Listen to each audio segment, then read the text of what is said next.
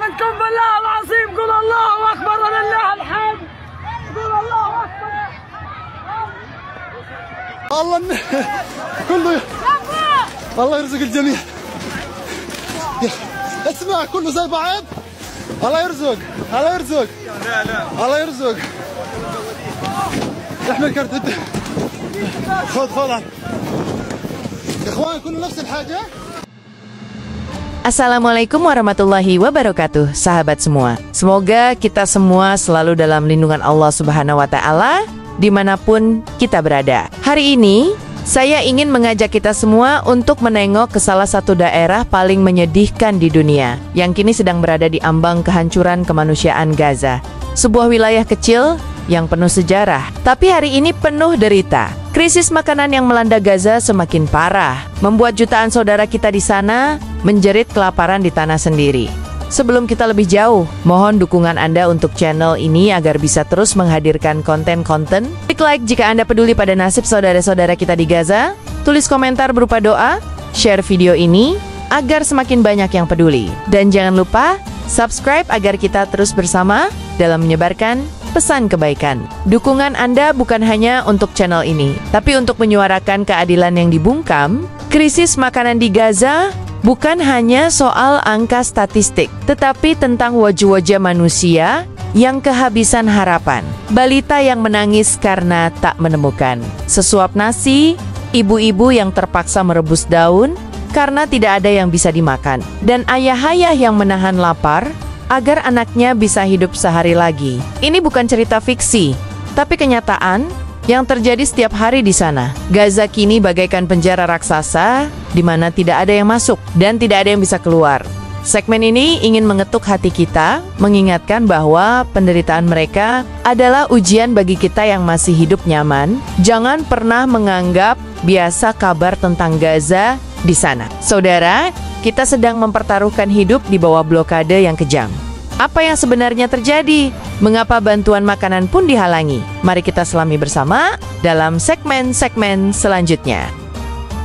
Data terbaru PBB menyebutkan bahwa lebih dari 80% penduduk Gaza saat ini hidup dalam kondisi rawan pangan ekstrem. Banyak keluarga hanya makan 1 kali sehari dengan kualitas makanan yang sangat buruk. Anak-anak mengalami malnutrisi berat yang berdampak pada pertumbuhan fisik dan perkembangan otak mereka. Klinik-klinik di Gaza melaporkan meningkatnya kasus bayi lahir dengan berat badan rendah dan gizi buruk yang kronis. Lembaga kemanusiaan internasional seperti World Food Program (WFP) berulang kali menyuarakan bahwa Gaza berada di ambang bencana kelaparan massal. Namun sayangnya, suara ini tidak cukup untuk mengubah keadaan. Blokade yang diterapkan Israel membuat aliran bantuan pangan terhenti di perbatasan. Truk-truk bantuan yang membawa gandum, susu, obat-obatan, dan kebutuhan pokok lain menumpuk, tapi tidak diizinkan masuk. Akibatnya, harga bahan makanan yang tersisa di pasar melonjak tajam.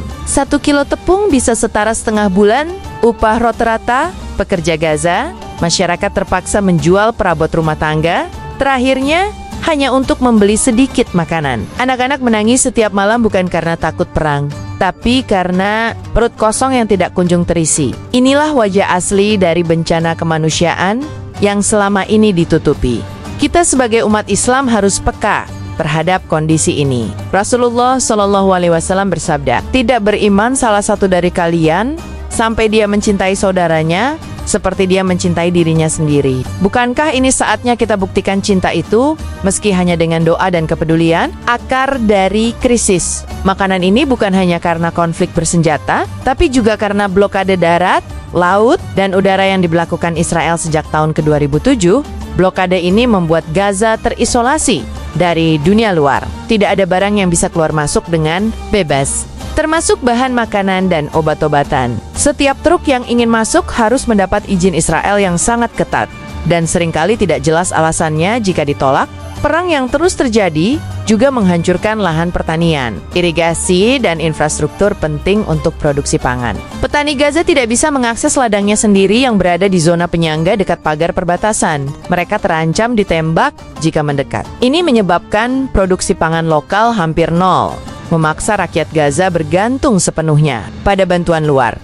Di samping itu, Serangan udara yang berkali-kali menyasar fasilitas publik, termasuk pasar, pabrik roti, dan gudang logistik. Akibatnya, meski ada upaya distribusi bahan makanan dari organisasi kemanusiaan, tidak ada tempat yang aman untuk menyimpan atau mendistribusikannya. Setiap kali suasana mulai tenang dan bantuan hampir tersalurkan, konflik meletus lagi dan merusak segalanya. Kondisi ini menunjukkan bahwa krisis di Gaza bukan bencana alam, tapi bencana buatan manusia. Sebuah kezaliman yang sistematis dan terstruktur, dan kita sebagai manusia yang diberi akal, iman, dan hati nurani tidak boleh diam terhadap kezaliman yang nyata di depan mata. Israel berdalih bahwa blokade dan pembatasan masuknya bantuan dilakukan untuk menekan Hamas yang mereka anggap sebagai organisasi teroris yang menguasai Gaza. Menurut Israel, membiarkan bantuan masuk tanpa kontrol bisa memperkuat kekuatan Hamas karena bahan makanan, bahan bakar, dan logistik lain berpotensi digunakan untuk keperluan militer. Inilah alasan utama yang selalu digunakan dalam kebijakan mereka. Namun, fakta di lapangan menunjukkan yang paling menderita bukanlah pejuang bersenjata, melainkan rakyat sipil yang tak berdosa. Bayi, anak-anak, perempuan, dan lansia. Di tengah kebijakan yang mengorbankan kemanusiaan atas nama keamanan, data menunjukkan lebih dari 60% korban kelaparan di Gaza adalah anak-anak dan perempuan. Bukankah ini bentuk ketidakadilan yang tak bisa dibenarkan oleh alasan apapun? Alasan lain yang kerap dikemukakan adalah keamanan Israel dari penyelundupan. Namun berulang kali, badan internasional seperti PBB dan ICRC telah menawarkan inspeksi ketat terhadap truk bantuan, dan tetap saja sebagian besar tidak mendapat izin masuk. Ini memperlihatkan bahwa kebijakan tersebut lebih bertujuan melemahkan ketahanan rakyat Gaza secara keseluruhan, bukan hanya menargetkan kelompok bersenjata. Kita harus memahami bahwa pemblokiran ini adalah bentuk hukuman kolektif yang melanggar hukum internasional. Tidak ada ajaran agama atau nilai kemanusiaan yang membenarkan memperlakukan jutaan orang sebagai sandera demi menekan segelintir kelompok. Para relawan kemanusiaan internasional yang pernah masuk ke Gaza menyebut situasi di sana sebagai penjara terbuka terbesar di dunia. Mereka menggambarkan kondisi pasar yang kosong, antrean panjang di depan tempat distribusi roti yang kadang hanya bisa membagikan setengah potong per keluarga. Bau busuk menyengat dari sampah yang tidak terangkut, menambah beban penderitaan di tengah kelaparan. Kesaksian seorang relawan asal Turki yang berhasil keluar pada 2023 mengatakan bahwa setiap malam terdengar tangisan anak-anak kelaparan dan para ibu yang hanya bisa memeluk mereka tanpa solusi. Bantuan dari luar yang berhasil menembus blokade pun tak pernah cukup. Ribuan paket makanan yang dikirim LSM hanya bertahan beberapa hari di tengah populasi lebih dari 2 juta jiwa. Relawan lain dari Malaysia menggambarkan pemandangan balita yang perutnya kembung karena kurang gizi, berjalan dengan langkah gontai di geng-geng sempit kamp pengungsian. Mereka menyaksikan sendiri bagaimana orang-orang berbagi seteguk air bersih dengan keluarga tetangga. Karena sumur-sumur air di Gaza banyak yang rusak akibat pengeboman, kesaksian ini harus menggugah kita semua. Karena mereka yang telah melihat dengan mata kepala sendiri menegaskan bahwa krisis ini bukanlah kebohongan atau propaganda. Ini adalah kebenaran yang menunggu empati kita sebagai sesama manusia. Dan sebagai umat yang diajarkan untuk menolong saudara yang tertindas, anak-anak Gaza adalah pihak yang paling rapuh dalam konflik ini. Laporan UNICEF menunjukkan bahwa lebih dari 300.000 anak di Gaza menderita kekurangan gizi akut, dan sebagian besar diantaranya tidak lagi bisa menikmati masa kecil yang normal. Bermain sudah menjadi kemewahan, karena mereka lebih sering mengantre makanan atau bersembunyi dari serangan. Seorang bocah bernama Laila 7 tahun berkata pada wartawan, "Saya hanya ingin roti, bukan bom." Kata-kata polos ini merangkum seluruh ketidakadilan yang mereka alami. Di saat anak-anak di banyak negara sedang bermain atau belajar, anak-anak Gaza malah harus belajar bertahan hidup di tengah reruntuhan dan kelaparan. Dalam banyak video yang berhasil keluar dari Gaza, terlihat anak-anak dengan tubuh kurus kering bermain di jalanan yang penuh debu, kadang tanpa alas kaki. Mereka tertawa, meski dengan mata yang sayu dan wajah yang mencerminkan kelelahan luar biasa. Tawa mereka bukan tanda kebahagiaan, melainkan upaya bertahan dari keputusasaan Rasulullah SAW mengingatkan dalam hadis, barang siapa tidak menyayangi, maka dia tidak akan disayangi. Bukankah kita ingin mendapat rahmat Allah? Maka sayangilah anak-anak Gaza, setidaknya dengan doa yang tulus. Dan suara kita yang menuntut keadilan bagi mereka, berbagai organisasi internasional seperti PBB, UNRWA, dan NGO kemanusiaan telah berupaya keras mengirim bantuan ke Gaza. Mereka mengumpulkan donasi dari berbagai negara, menyiapkan konvoi bantuan, dan menyusun program distribusi darurat. Namun semua itu terganjal kebijakan ketat Israel, yang hanya mengizinkan sebagian kecil dari bantuan yang sangat dibutuhkan. Beberapa organisasi harus membongkar kembali truk bantuan hanya karena membawa barang-barang yang dianggap berpotensi ganda, seperti pipa besi yang sebenarnya untuk memperbaiki jaringan air, tapi ditolak dengan alasan bisa digunakan untuk membuat senjata. Proses pemeriksaan yang lama membuat banyak bahan makanan rusak sebelum sempat didistribusikan. Selain itu, organisasi kemanusiaan juga menghadapi risiko serangan di lapangan. Beberapa markas mereka di Gaza pernah terkena bom, meski sudah jelas bertanda lambang kemanusiaan. Ini menyebabkan banyak relawan menarik diri demi keselamatan, sehingga memperlambat proses distribusi bagi rakyat Gaza yang membutuhkan. Keterbatasan ini menunjukkan betapa krisis Gaza tak bisa diatasi hanya dengan niat baik organisasi internasional. Dibutuhkan tekanan politik dan kesadaran global agar blokade dihentikan, serta jalur bantuan dibuka tanpa hambatan.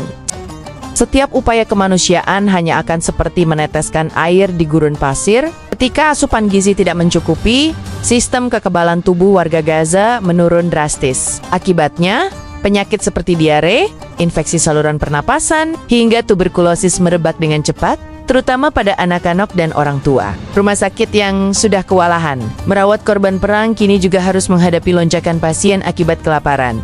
Laporan Palang Merah menyebutkan banyak anak yang meninggal bukan karena terkena serangan langsung, melainkan akibat komplikasi gizi buruk yang berujung gagal organ. Bayangkan, mereka bisa selamat dari bom, tetapi tewas karena tak mendapat makanan yang layak. Ini sungguh tragis dan melanggar hak asasi manusia paling mendasar. Selain itu, ibu hamil sangat rentan melahirkan bayi prematur atau keguguran karena kondisi fisik yang lemah. Tidak sedikit bayi baru lahir yang meninggal dalam beberapa hari karena minimnya susu formula atau ASI dari ibunya yang juga mengalami malnutrisi. Rumah sakit kekurangan listrik, air bersih, dan peralatan medis dasar menambah derita para tenaga medis. Dalam Al-Quran, Allah berfirman, dan barang siapa menyelamatkan satu nyawa, maka seakan-akan dia telah menyelamatkan seluruh umat manusia. QS Al-Maidah 32. Maka siapapun yang berupaya menyelamatkan mereka, meski hanya dengan doa dan donasi, sungguh itu adalah amal yang sangat mulia. Di tengah krisis pangan dan blokade yang mencekik, para ibu di Gaza memainkan peran yang luar biasa. Mereka bukan hanya ibu rumah tangga, tapi juga penjaga kehidupan. Banyak dari mereka yang rela menahan lapar agar anak-anak mereka bisa makan, meski hanya satu gigitan roti. Mereka memasak air bercampur daun, menciptakan sup harapan, agar anak-anak tertidur dengan perut tidak sepenuhnya kosong. Kisah-kisah perjuangan mereka menyayat hati. Seorang ibu bernama Nisma bercerita bahwa selama seminggu penuh, ia hanya makan sisa makanan anaknya. Kalau aku sakit, siapa yang jaga mereka? Katanya dengan mata berkaca. Ibu-ibu seperti Nisma kini menjadi simbol kekuatan tak tergantikan. Di tengah reruntuhan Gaza, membawa keteguhan dalam wajah kelelahan, mereka juga menjadi pendidik, perawat, dan pelindung di tengah zona perang. Ketika anak-anak ketakutan mendengar dentuman bom, merekalah yang menenangkan dengan pelukan dan doa. Ketika makanan tidak ada, merekalah yang berdiri di antrian bantuan selama berjam-jam. Ketika sakit datang, merekalah yang mencari sisa obat. Ketegaran para ibu di Gaza adalah cermin kasih sayang yang tak terhingga. Dalam Islam, kedudukan seorang ibu begitu tinggi, hingga surga disebut ada di bawah telapak kakinya. Maka, bayangkan besarnya pahala dan derajat mereka di sisi Allah dan kita. Jika tidak mampu menolong langsung, maka doakanlah mereka sepenuh hati. Salah satu alasan mengapa penderitaan Gaza kerap luput dari perhatian dunia adalah terbatasnya akses media ke wilayah tersebut. Wartawan independen sulit masuk, dan media internasional sering mendapat tekanan politik untuk meredam pemberitaan yang terlalu simpatik terhadap rakyat Palestina. Akibatnya, krisis makanan yang parah sering hanya muncul sebagai angka, bukan cerita manusia yang menyentuh hati. Banyak video yang kita lihat berasal dari aktivis lokal yang mempertaruhkan nyawa untuk merekam dan mengunggah ke media sosial. Mereka menjadi saksi mata dan suara bagi dunia luar.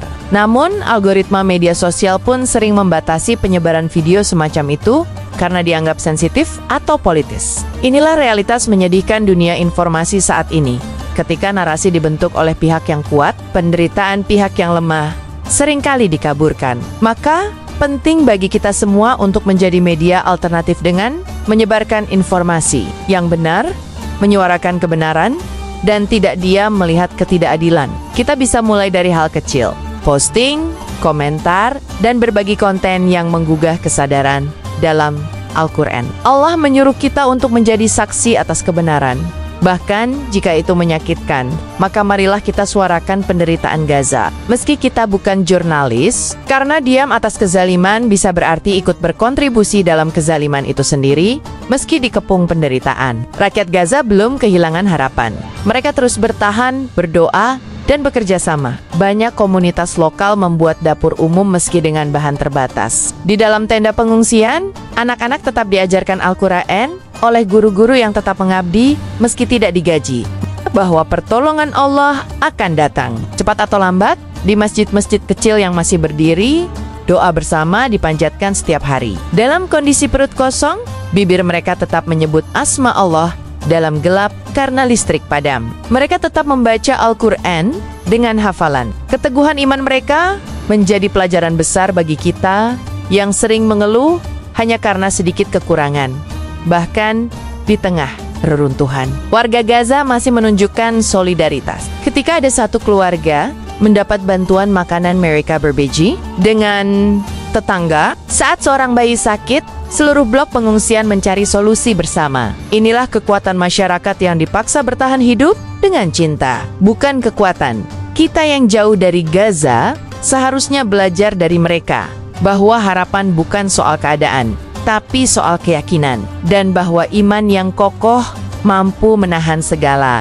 Bahkan di tengah penderitaan yang paling menyiksa sekalipun, pertanyaannya sekarang bukan lagi apa yang terjadi di Gaza, tapi apa yang bisa kita lakukan. Jangan menunggu menjadi tokoh besar atau organisasi besar untuk membantu. Kita bisa mulai dari hal kecil, donasi, menyebarkan informasi, menyuarakan keadilan, atau bahkan hanya dengan menonton video ini dan membagikannya.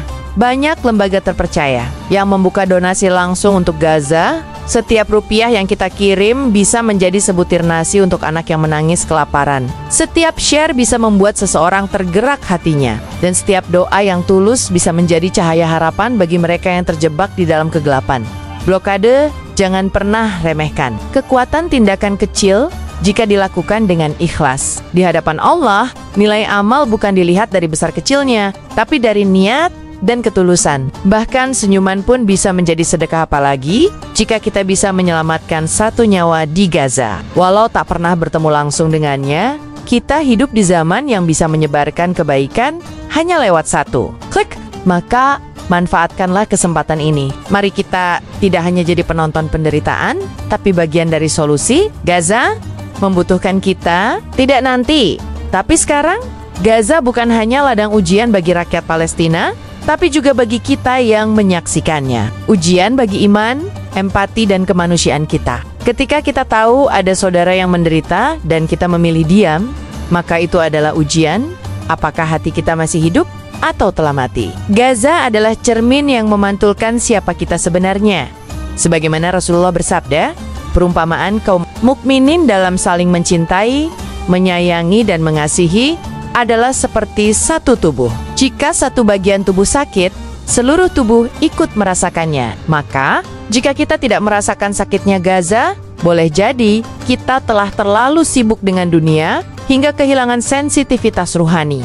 Gaza mengajarkan kita makna sabar, pengorbanan, dan harapan dalam bentuk paling nyata. Di sana, penderitaan melahirkan kekuatan spiritual. Di sana, duka tidak membuat mereka berpaling dari Allah, tapi justru mendekat. Maka jadikan Gaza sebagai pengingat bahwa kita harus lebih bersyukur, lebih banyak beramal, dan lebih serius dalam menata hidup. Jika hari ini kita masih bisa makan 3 kali sehari, tidur nyenyak, dan menikmati hidup, maka jangan lupakan mereka yang tidak bisa. Gaza tidak butuh kasihan, mereka butuh kepedulian. Jangan tunda untuk peduli, karena waktu mereka mungkin tak sepanjang waktu kita, sahabat semua. Gaza bukan sekadar berita. Ia adalah luka yang terus menganga di jantung umat Islam dan nurani kemanusiaan. Krisis makanan di sana bukan hanya tentang kelaparan fisik, tapi kelaparan keadilan. Mereka telah terpenjara selama bertahan-tahan dalam sunyi dunia yang tak adil. Tapi mereka belum menyerah.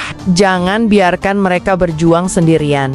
Hari ini, kita mungkin tak bisa berada di Gaza, tapi kita bisa hadir lewat kepedulian, lewat suara, dan lewat doa. Jangan anggap kecil kebaikan yang kita lakukan, sebab di sisi Allah, satu kepedulian bisa menyelamatkan seluruh umat. Jadilah bagian dari harapan, bukan penonton dalam keheningan.